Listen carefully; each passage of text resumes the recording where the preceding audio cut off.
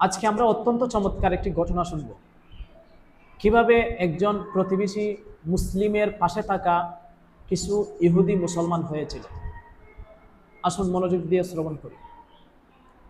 হযরত সাইয়েদনা আব্দুল ওয়াহিদ বিন ইসমাইল রহমাতুল্লাহি আলাইহি বলেন, মিশরে এক আশিকে রাসূল বসবাস করতেন, যিনি রবিউল আওয়াল শরীফে আল্লাহ পাকের প্রিয় মাহবুব সাল্লাল্লাহু আলাইহি ওয়াসাল্লামের জশ্নে বিলাদত উদযাপন করতেন, মানে ঈদে মিলাদুন নবী সাল্লাল্লাহু আলাইহি ওয়াসাল্লাম উদযাপন করতেন। একবার রবিউল আওয়াল মাসে তার প্রতিবেশী ইহুদি মহিলা তার স্বামীকে জিজ্ঞাসা করল, আমাদের প্রতিবেশী মুসলিম বিশেষ করে এই মাসে অর্থাৎ রবিউল আওয়াল মাসে নির্দিষ্ট কিছু আয়োজন করে থাকেন, অর্থাৎ আমাদের প্রতিবেশী মুসলিম এই লোক প্রত্যেক বছর রবিউল আওয়াল মাসে সে নির্দিষ্ট কিছু আয়োজন করে থাকেন।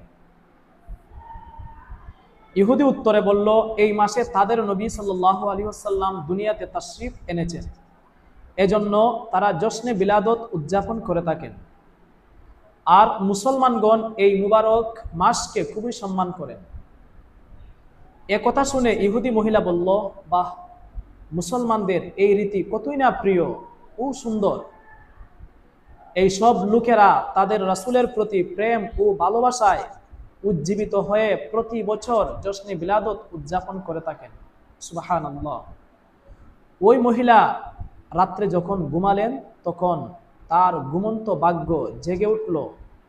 তিনি স্বপ্নে দেখতে পেলেন যে কতই সুন্দর একজন বুজুর্গ তাশরিফ এনেছেন, খুবই সুন্দর একজন বুজুর্গ তাশরিফ এনেছেন। তার ডানে ও বামে চারদিকে মানুষের ভিড় ছিল। ওই মহিলা সামনে অগ্রসর হয়ে এক ব্যক্তিকে জিজ্ঞাসা করলেন, এই বুজুর্গ ব্যক্তিটি কে? তিনি বললেন, ইনি হচ্ছেন আখিরি নবী মুহাম্মদ সাল্লাল্লাহু আলাইহি ওয়া আলিহি ওয়াসাল্লাম। তিনি তোমাদের মুসলিম প্রতিবেশী কর্তৃক জশ্নে ঈদে মিলাদুন নবী সাল্লাল্লাহু আলাইহি ওয়াসাল্লাম উদযাপনের কারণে তাকে খায়ের ও বরকত দান করতে, তার সাথে সাক্ষাৎ করতে এবং তার প্রতি সন্তুষ্টি প্রকাশ করার জন্য তাশরিফ এনেছেন। সুবহানাল্লাহ। ইহুদি মহিলা পুনরায় বললেন, আপনাদের নবী সাল্লাল্লাহু আলাইহি ওয়াসাল্লাম কি আমার কথার উত্তর দিবেন? ওই ব্যক্তি বললেন, জি হে। এরপর ওই মহিলা রাসূল পাক সাল্লাল্লাহু আলাইহি ওয়াসাল্লামকে আহ্বান করলেন। নবীজি সাল্লাল্লাহু আলাইহি ওয়াসাল্লাম উত্তরে লাব্বাইক বললেন। এতে ওই মহিলা খুবই প্রভাবিত হলো যে আর বলতে লাগলো, আমি তো মুসলমান নই, তবুও আপনি আমার আহ্বানে কেন উত্তর দিচ্ছেন? কেন উত্তর দিলেন? হুজুরপুর নূর সাল্লাল্লাহু আলাইহি ওয়াসাল্লাম ইরশাদ করলেন, আল্লাহ পাকের পক্ষ থেকে আমাকে জানিয়ে দেওয়া হয়েছে তুমি মুসলমান হতে চাচ্ছ। সুবহানাল্লাহ। এতেই ওই মহিলা আন্তরিকভাবে সে বলে উঠল, নিঃসন্দেহে আপনি সম্মানিত নবী ও উত্তম আদর্শের অধিকারী। যে আপনার অবাধ্য হয়েছে সে ধ্বংস হয়েছে, যে আপনার সম্মান বুঝে না সে ক্ষতিগ্রস্ত। এই বলে সে কালেমা পাঠ করে মুসলমান হয়ে গেল। এরপর তার চোখ খুলে গেল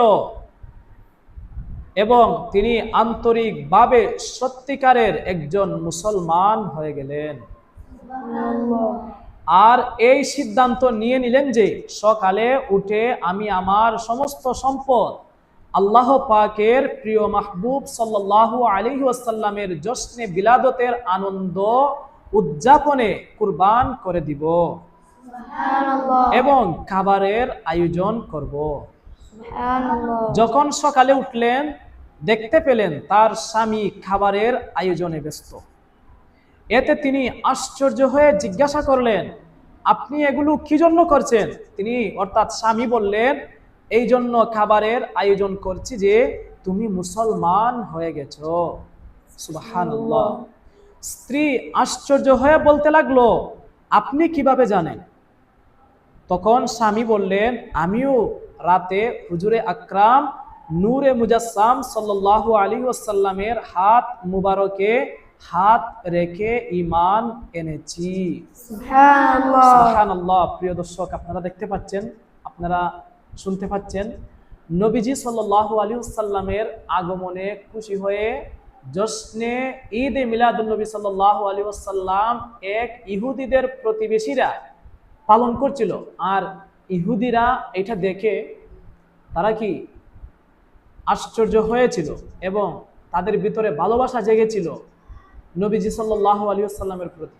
কিন্তু ভালোবাসা থাকার কারণেই তারা শেষ পর্যন্ত উভয়জন মুসলমান হয়েছিল, অর্থাৎ স্বামী স্ত্রী তারা দুজন মুসলমান হয়েছিল। আল্লাহ পাকের রহমত তাদের উপর বর্ষিত হোক এবং তাদের সদকায় আমাদের সকলের বিনা হিসাবে ক্ষমা হোক। সবাই বলি আমিন। আমিন।